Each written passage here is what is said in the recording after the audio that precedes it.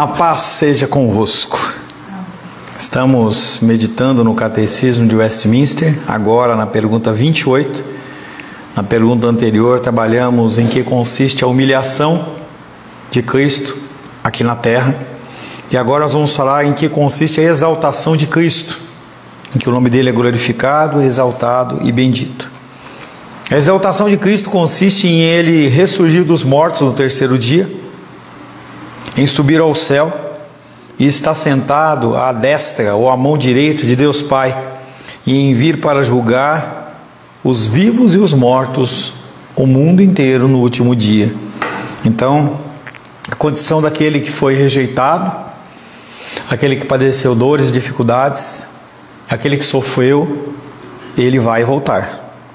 Ele já ressuscitou dos mortos, ele já está sentado à destra do Pai, e haverá o dia em que ele vai voltar para julgar vivos e mortos. A ressurreição de Cristo é o fato primordial na sua exaltação, pois por meio da sua ressurreição ele venceu o poder da morte. Algo que lá em Apocalipse fala que ele toma as chaves da mão da morte. E a morte, ela é lançada no lago de fogo e enxofre. Não dá para saber se é um ser, se é um anjo, se é um demônio, o que é. Mas ele personifica a condição da morte e fala que ela também vai ser lançada no lago de fogo e enxofre. A ressurreição de Cristo é o fato primordial na sua exaltação, pois por meio da ressurreição ele venceu o poder da morte, para que todos que nele creem possam receber a salvação e a vida eterna pela ressurreição dos mortos no último dia. Então, através do seu sacrifício, através da sua vitória, nós vamos poder reivindicar, digamos assim, a nossa posição como filhos. 1 Coríntios capítulo 15, verso 4, 3 e 4. Começando com a Luísa de novo.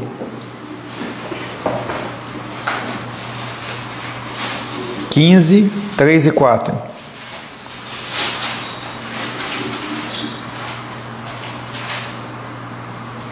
Antes de tudo, vos entreguei o que também recebi, que Cristo morreu pelos nossos pecados segundo as Escrituras, e que foi sepultado e ressuscitou ao terceiro dia segundo as Escrituras. Tá, então tudo segundo as Escrituras, nada escapou da mão de Deus. Interessante ele falar que Paulo, ele só entrega o que ele recebeu, que é exatamente o que Deus espera de nós, que nós entreguemos aos outros aquilo que recebemos.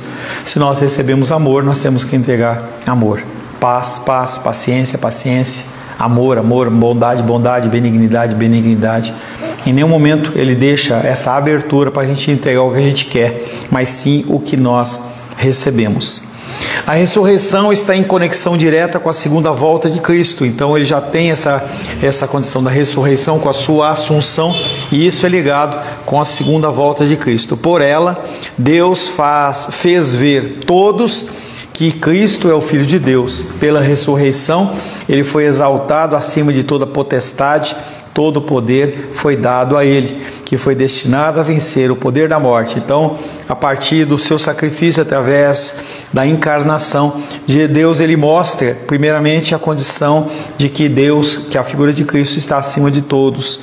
Dessa forma, Cristo levanta, pela ressurreição dos mortos, todos os homens e mulheres que existirem em todos os tempos da humanidade para o julgamento final. Então, através do sacrifício dele, não só os salvos vão estar diante dele no dia do juízo, mas também, por causa da morte e ressurreição dele, vai haver também o julgamento dos ímpios. Atos capítulo 17, verso 31.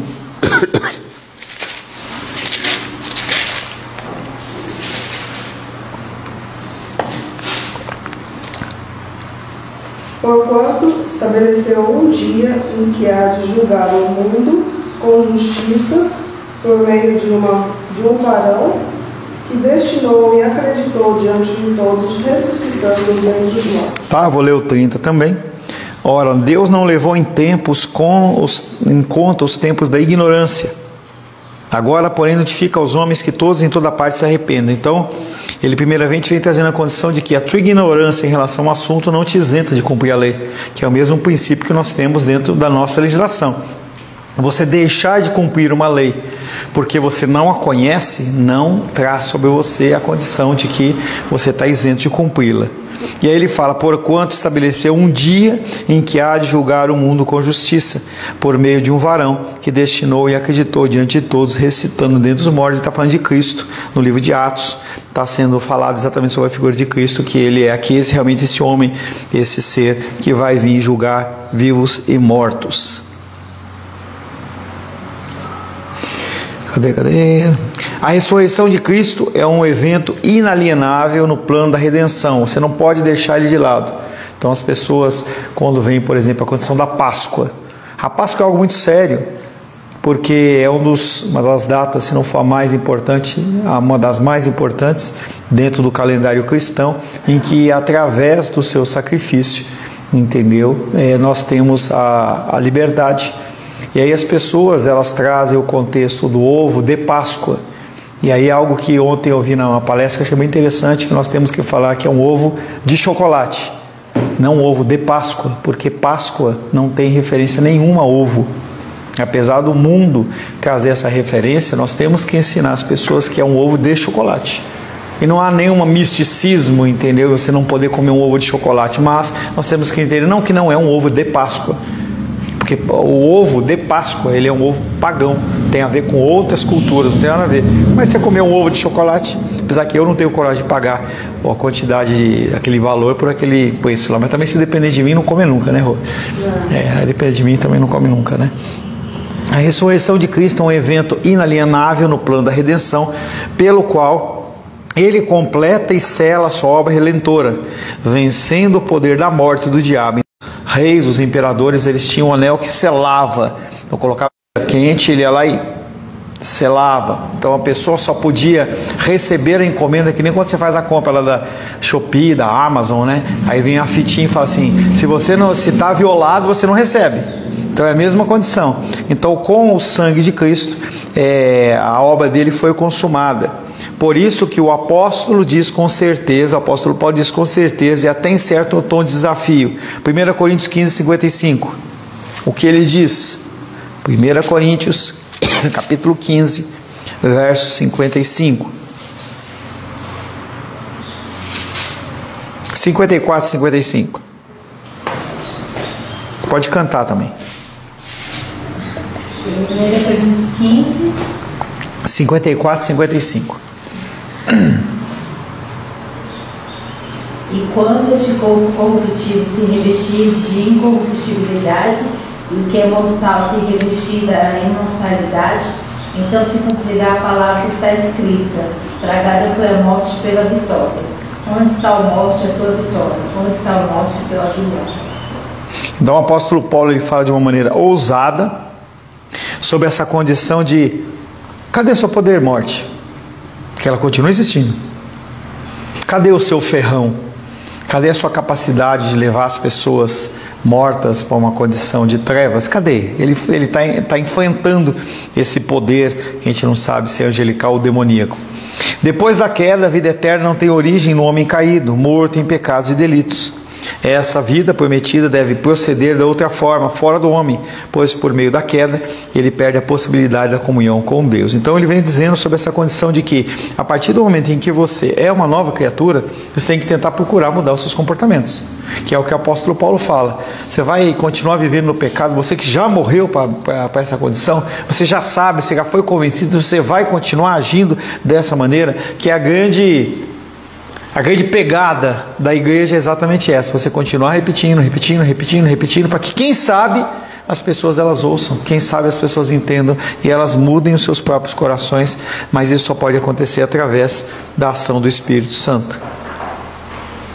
Pela exaltação de Cristo, a morte deixa de ser o fim da vida para o Filho de Deus, mas torna-se antes o início de uma nova vida em comunhão com Deus. 1 Coríntios 15, 22.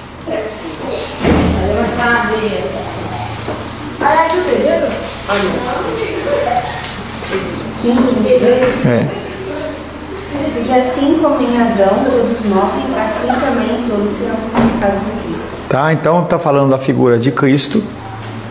Todos, porque assim como em Adão todos morrem, assim também todos serão vivificados em Cristo. Sendo que o primeiro grupo de pessoas que morrem são todos seres humanos.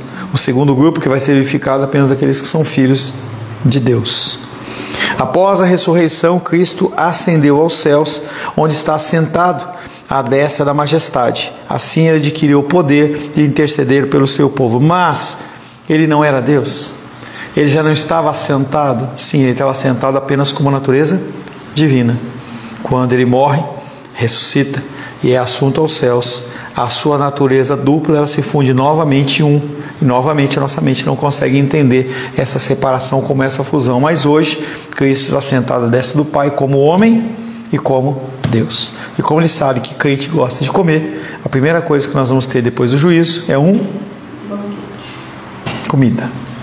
Não vai precisar nem levar tupperware, entendeu? Para guardar as comidas, porque a gente não vai ter mais problema de comida e de fome.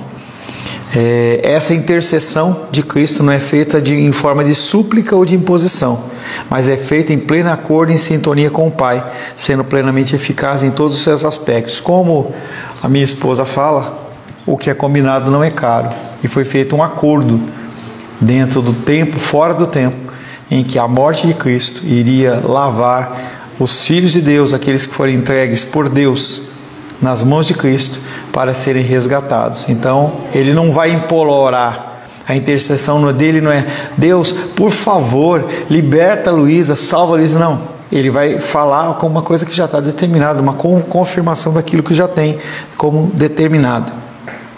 Romanos 8:34.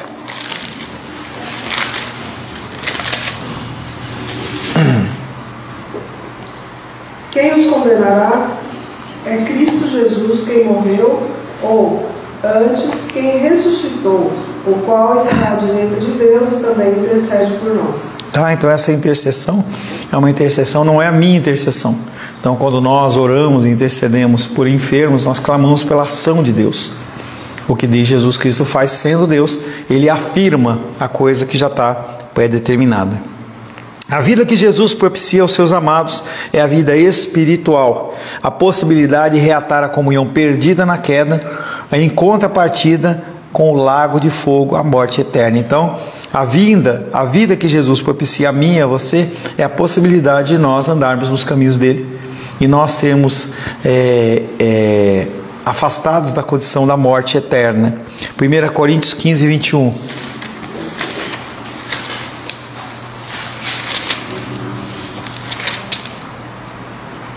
Visto que a morte veio por um homem, também por um homem veio a ressurreição dos mortos. Então, todo ser humano que nasce, ele nasce com a tarja morte, inferno. Só que alguns deles, os escolhidos do Senhor, têm o sangue do Cordeiro e eles não passam por essa condição de perdição eterna. A exaltação de Cristo não é uma novidade no Novo Testamento. Os profetas do Antigo Testamento já anunciavam esse fato. Salmos 16:10.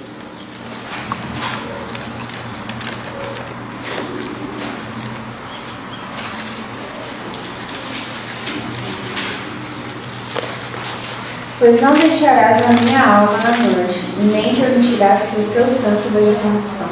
Tá, então a ação de Cristo, ele vem falando exatamente sobre essa condição de... Os Salmos vem falando exatamente sobre essa condição de Cristo, em que Deus Pai não deixará a alma de quem na morte? Filho de Cristo. Não permitirá que ele, como que o teu santo, que Jesus Cristo, veja corrupção. Então, ele tem toda essa passagem que a gente não consegue mensurar como que aconteceu, mas ele não se corrompe, mesmo estando numa condição de inferno, numa condição de morte eterna, aquele prenúncio, digamos assim, de morte eterna. Já no Antigo Testamento, o profeta Ezequiel mostra que Deus tem o poder para trazer a ressurreição dos mortos. Ezequiel 37:13. Então não era uma coisa que era novidade, era uma coisa que já era pré-anunciada, a capacidade de Deus em ele ressuscitar mortos. 37:13. Sabereis que eu sou o Senhor, quando eu abrir a vossa sepultura e os fizer sair dela ao povo meu. Tá, então tem a referência do momento, falando sobre aquele povo que está no cativeiro babilônico, mas também faz referência à figura de Cristo e à sua ressurreição. Mais uma vez podemos ver no livro de Isaías a realidade da ressurreição presente no Antigo Testamento. Isaías 26, 19.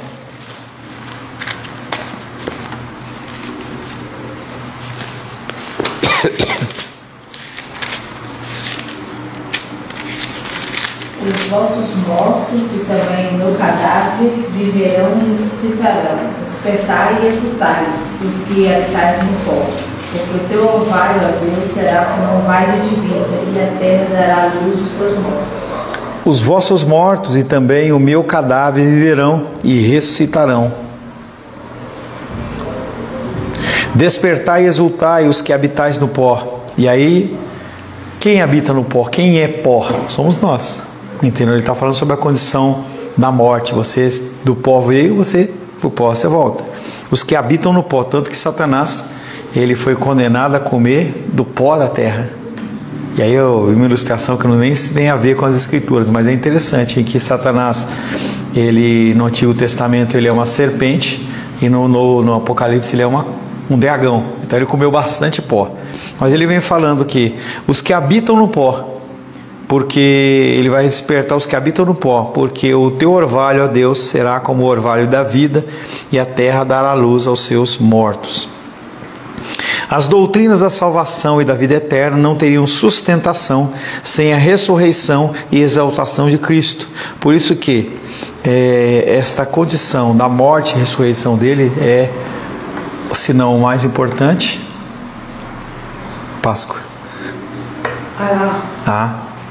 A minha esposa, ela fala que é o mais importante para mim, tanto o nascimento como a morte. Para mim, são coisas extremamente importantes, em igual nível de equiparação. Se ele não tivesse nascido, ele não podia ter morrido, e ele só veio para morrer. Então, isso é independente se a pessoa acha ou não acha, não é uma doutrina nem nada demais. Eu acho que, para mim, a data do nascimento de Cristo é tão importante como a morte, mas é a minha posição, né? As doutrinas da salvação e da vida eterna não teriam sustentação sem a ressurreição e exaltação de Cristo. Por meio da exaltação e da elevação aos céus, o Senhor Jesus abriu os portais celestiais, antes fechados aos homens, para receber o seu povo. E isso se inicia com o rasgar do véu, em que naquele momento é aberto a possibilidade de você ir a Deus sem a figura do sacerdote, o que era não só impossível, mas era proibido. Salmos 24, 7.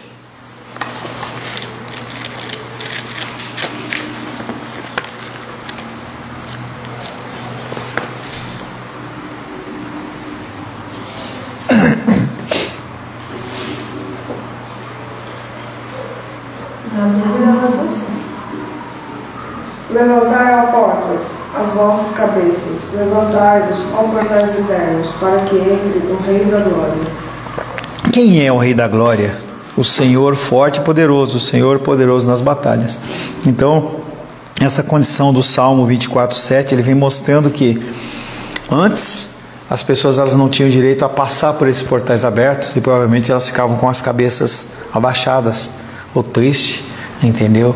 Foi mais ou menos ontem, quando eu cheguei em casa, lá do seminário, e eu falei assim, será que a Rosângela lembrou de que eu não trouxe a chave? Entendeu? Aí eu cheguei lá, dei de cara com a porta, eu abri, porta fechada. Fui lá para o fundo, a porta aberta, fiquei contente, mas aí outra porta fechada.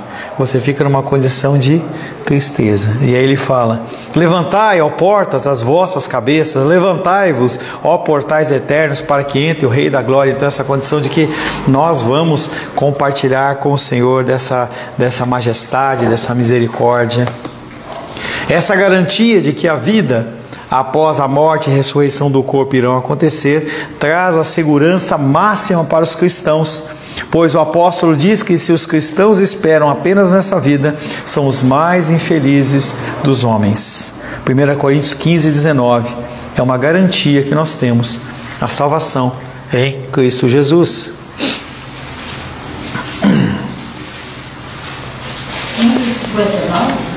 Primeira Coríntios, capítulo 15, verso 19. Se a nossa esperança em Cristo se limita apenas a esta vida, somos os mais infelizes de todos os homens. Se você acha que o que Deus pode te oferecer é apenas teto, comida, vestuário, você é extremamente infeliz, porque está colocando a sua confiança em uma coisa superficial e não numa coisa eterna. Já vimos acima que pela ressurreição, Cristo foi exaltado acima de toda potestade, todo poder e todo domínio. Dessa forma, Ele tem o nome que está sobre todo nome, pois o julgamento requer autoridade, e a autoridade de Cristo vem da sua exaltação. Por que Cristo Ele é colocado como nosso juiz? Porque o nome dele foi colocado acima de todos. Então, aquele que é juiz, normalmente é alguém que é superior àqueles que estão sendo julgados. Um pouco da exaltação dentro do contexto do Antigo Testamento. Isaías 53:10. Vejamos mais um texto a esse respeito no Antigo Testamento, fazendo uma comparação com a carta de Romanos, tendo em vista o tempo futuro no plano da redenção. Nesse texto nós vemos que pela sua morte, Cristo adquire vida para si mesmo e para a posteridade. Isaías 53:10. Todavia ao Senhor agradou Moé, fazendo-o enfermar. Quando der sua alma como oferta pelo pecado, verá a sua posteridade e prolongará os seus dias, e a vontade do Senhor prosperará nas suas mãos. A figura de Jesus Cristo como homem, ao morrer e ressuscitar, ao morrer e ser obediente, ele recebe o direito de ressuscitar. E essa vida traz vida para ele, ele verá a sua posteridade e prolongará os seus dias, e a vontade do Senhor prosperará nas suas mãos. Então, não é algo que é apenas para ele, mas também é para mim e é para você.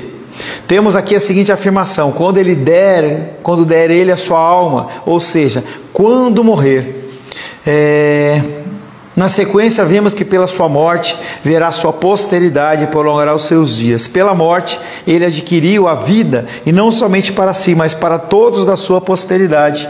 Vemos um paralelo no verso de Romanos 8:30. Vamos lá? Romanos 8:30.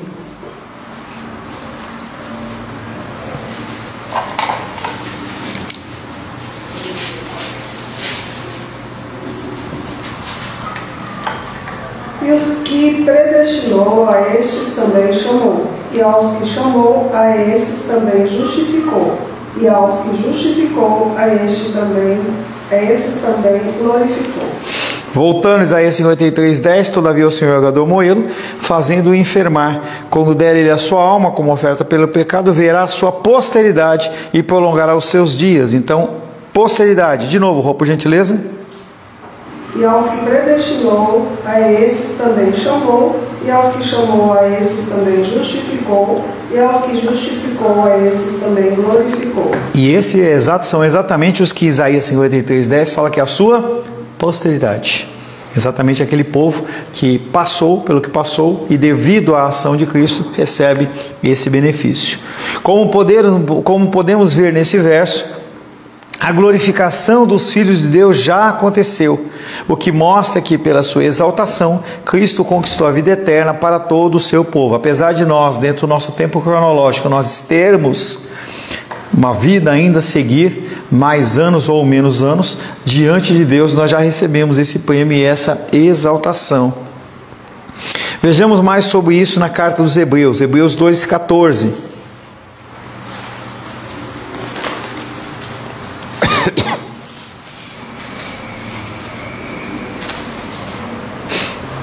Visto, pois, que os filhos têm participação comum de carne e sangue, destes também ele igualmente participou, para que por sua morte destruísse aquele que tem o poder da morte, a saber, o diabo. Isaías 53:10 fala da posteridade, Romanos 8:30 fala dessas pessoas que são a posteridade, e em Hebreus 2:14 ele vem também falando a condição dos filhos que são a posteridade. E se a gente voltar um pouco mais lá para a condição de Abraão, eis Abraão que faço aliança contigo, você será descendentes que são um número maior do que o pó da terra ou que as estrelas, entendeu? Que é exatamente a condição da posteridade. A ressurreição não é uma lenda, não é uma história piedosa destinada a trazer ânimo aos cristãos, como muitas pessoas acham. A ressurreição é um fato histórico revelado na Escritura, e assim devemos crer nela como a verdade revelada por Deus. Então, quando você olha a condição da ressurreição de Cristo, você tem duas opções: ou você crê ou você não crê. Não há possibilidade de você provar de uma maneira, através de fotos, através de relatos, entendeu? Que realmente aquilo é verdadeiro. Mas é mais ou menos quando você vai na escola. Quando você vai na escola, o professor vai lá e fala para você que quem descobriu o Brasil? Quem descobriu o Brasil? Pedro Álvares Cabral. Algum de nós estavam lá para ver? E se não foi ele? Na história está dizendo isso. E a gente reputa aquilo como verdadeiro. As cartas, os escritos. Então nós temos que usar a condição das escrituras como verdadeira, para que a gente possa alicerçar o nosso conhecimento. Ou você acredita, ou você não acredita. Algumas possibilidades, alguns fatos que podem trazer um pouco de elucidação à condição da ressurreição ser um fato histórico. Primeiro, o selo do Império Romano, ele foi rompido e uma pedra de várias toneladas foi movida diante dos guardas altamente treinados que pagariam com a própria vida por esse fato. Então, a primeira coisa havia uma pedra na frente daquele túmulo e ele pesava várias toneladas, não era qualquer pessoa que arrastava. Haviam selos que, se fossem rompidos, aqueles guardas que estavam naquele momento ali de guarda procurando, os guardas de guarda, hein, Luiz? Que legal, né? Os guardas de guarda. Se houvesse qualquer um problema, eles seriam punidos. Então por que eles iriam permitir que aquela coisa acontecesse, viesse alguém? Gostou? É isso? Quer fazer alguma interposição? Você parou assim? Não? Então eles iriam fazer alguma coisa, e eles eram altamente treinados, não era qualquer um que matava. Os soldados romanos, eles eram capazes. Segundo, durante séculos, arqueólogos, aventureiros e pesquisadores diversos têm procurado o corpo de Jesus sem resultado algum. Aonde está o corpo? Eles perguntam, e nós respondemos: à destra de Deus. Não vai se encontrar a figura do corpo de Cristo, em que é procurado desde a sua morte, desde a sua ressurreição, para tentar provar que a ressurreição foi uma mentira. Os lençóis embebidos em aproximadamente 45 quilos de bálsamo já ressecado, rígidos como gesso, estavam no chão, intactos sem o corpo. Essa foi a maravilha observada por Pedro. Então, o corpo dele, que foi envolvido em lençóis, você derramava aquele bálsamo sobre ele, e o que acontecia é que aquilo ficava duro. Então, passado o tempo em que ele ficou ali dentro da sepultura, era o suficiente para ressecar. É uma coisa você pegar um pão novo e colocar ele no tempo. Passa 2, 3 dias, ele está seco. E quando o Pedro relata que ele entrou no túmulo, ele encontrou os panos o quê? Dobrados. Não havia nenhuma marca de bálsamo, não havia nenhum problema, não havia nada ali. Então os panos eles estavam intactos. O primeiro testemunho da ressurreição foi presenciado por mulheres, cuja palavra não tinha valor algum naquele tempo. Se fosse uma farsa, as testemunhas teriam que ser homens e não mulheres. A própria condição de mulheres serem as primeiras testemunhas tira a condição de verdade. Se você quer provar uma coisa, você vai usar um fator falso ou um fator verdadeiro que trazia confiança para aquelas pessoas. Temos ainda vários fatos a respeito que serão tratados mais para frente. A conclusão que nós temos é: pela exaltação de Cristo, pode-se dizer que o cristianismo não é uma religião baseada em um homem piedoso. Então, por exemplo, Gandhi, quando ele é evangelizado, ele fala, Jesus Cristo, ele era um bom homem, ele era uma pessoa demais, entendeu? Mas eu não vejo esse agir através dos cristãos. Então eu prefiro continuar seguindo o Buda. Não tem uma pessoa que diga que Jesus não foi uma boa pessoa. Tá? Pode ser que o cristianismo não é baseado nessa condição de Jesus como uma boa pessoa. Não é uma religião baseada em um grande mestre que serve de exemplo. Não é uma religião de um homem evoluído por muitas reencarnações. O cristianismo é uma religião baseada em Deus Todo-Poderoso e Redentor, um Deus vivo e eternamente presente ao lado dos seus filhos. Isaías 44, 6. Isaías 44, 6.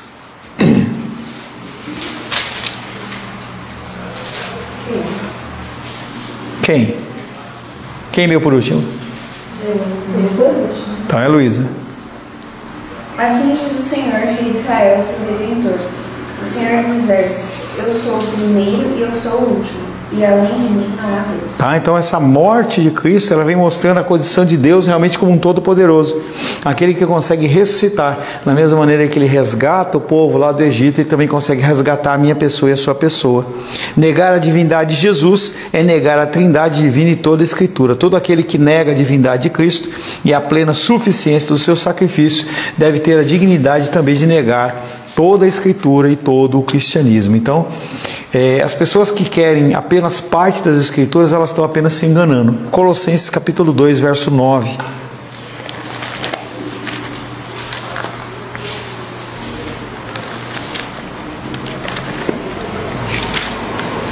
Colossenses 2, 9. 8 e 9. Rosângela. Que ninguém vos venha a enredar com sua filosofia e suas sutilezas, conforme a tradição dos homens, conforme os rudimentos do mundo, e não segundo Cristo, porquanto nele habita corporalmente toda a plenitude da divindade. Tá, então você negar que Jesus Cristo, ele se encarnou, ressuscitou, você não está negando apenas um versículo, você está negando as Escrituras inteiras, que é exatamente o que os liberais fazem. Eles pegam porções das Escrituras e dizem que é verdadeira, e outras eles dizem que é negativo, que não é verdadeiro. Como se manifesta o amor e a misericórdia de Deus, desse Deus vivo, pessoal, mas imutável? O apóstolo João nos dá a resposta. O amor de Deus se resume no fato único de que ele mandou seu filho, primeiramente, para glorificar ao Pai através do cumprimento das Escrituras, mas também para morrer em lugar do seu povo. Como é que ele demonstra esse amor por nós? 1 João capítulo 4, verso 9.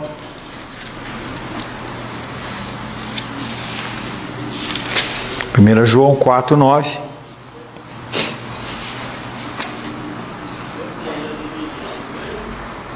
Nisso se manifestou o amor de Deus em nós, em haver Deus enviado seu Filho unigênito ao mundo para viver por meio dele.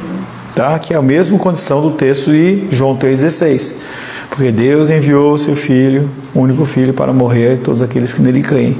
Tá? Então ele envia o Filho dele, que é atestado depois em 1 João 4,9. Como é que ele manifesta o amor dele? Entregando o seu bem mais precioso.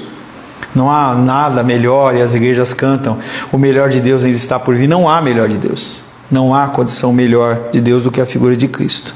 Deus, ele é imutável, ele é impassível, mas ele se move, ele não é parado, ele se movimenta no tempo. Os eleitos foram escolhidos na eternidade pelo Pai, são redimidos no sangue de Cristo e preservados pelo Espírito Santo. É a ação da Trindade dentro da nossa salvação. Deus escolhe, Jesus salva e o Espírito Santo preserva. Ele nos convence do pecado, da justiça e do juízo e não impede, através do convencimento do nosso coração, que nós não devemos agir de maneira tal e tal. Isso somente é possível se Jesus Cristo é o Cristo, o Messias, o Filho de Deus. Mateus 16, 16.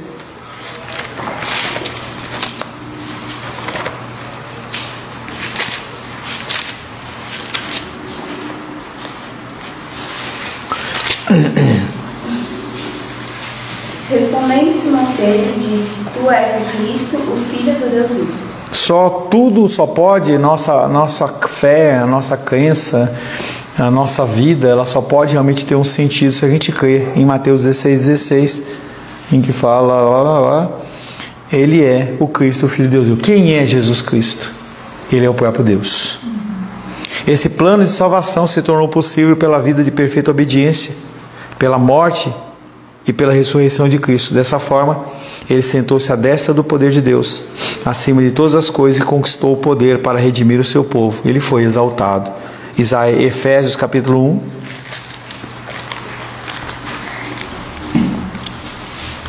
Versos 20 e 22. 20 a 22. O qual exerceu ele em Cristo, ressuscitando dentre os mortos e fazendo-o sentar à sua direita nos lugares celestiais, acima de todo principado, potestade e poder e domínio, e de todo nome que se possa referir, não só no presente século, mas também no vindouro. e pôs todas as coisas debaixo dos pés, e para ser o cabeça sobre todas as coisas, o deu à igreja. Ele foi humilhado e foi exaltado. Você é humilhado na terra e também, no tempo devido, será exaltado. Amém? Amém. Vamos encerrar por aqui, mais cedo mesmo. Senhor, em nome de Jesus, louvamos, adoramos e bendizemos o Teu nome. Agradecemos, Pai querido, pela Sua humilhação. Agradecemos pela Tua exaltação. Porque assim, Pai querido, nós sabemos que tudo o que aconteceu com o Senhor também acontecerá conosco.